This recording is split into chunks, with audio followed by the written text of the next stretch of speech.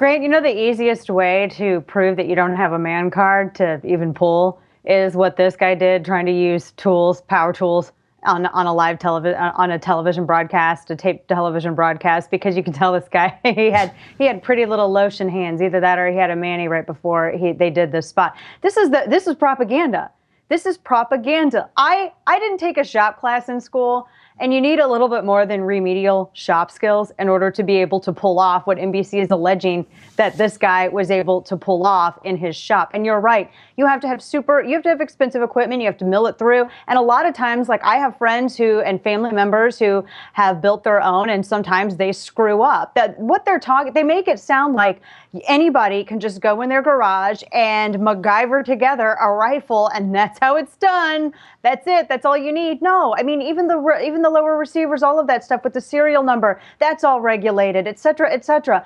These people don't know what they're talking about. I mean, there used to be a thing such as self-awareness and realizing how kooky you sound, like this reporter in doing this story. It's quite literally one of the dumbest things I've ever seen. So Dana, Clay Turner over America's First Freedom Magazine is the first one to expose this story. And he said that through his research, it takes about 4 hours for somebody very, very experienced, a gunsmith really, to put a firearm like that together. Yes. His folks tried it. Now, experienced reporters on gun issues, it took them 7 hours to put together a firearm like this. And they were certainly not using a little hand drill in the shop.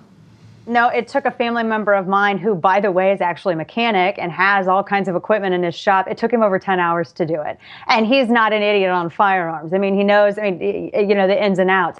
But that's just the thing. I mean, the way that they're making this sound, they're making this out for a reason, too. Like anybody can go into their garage and put one together. It's because it's a fear-mongering propaganda piece that's appealing to the lowest common denominator of viewer, someone who believes everything that they see on television and reads and believes every single headline they read in the press. And they're trying to convince these individuals, look, this lie is a truth, and it's not. It's complete propaganda.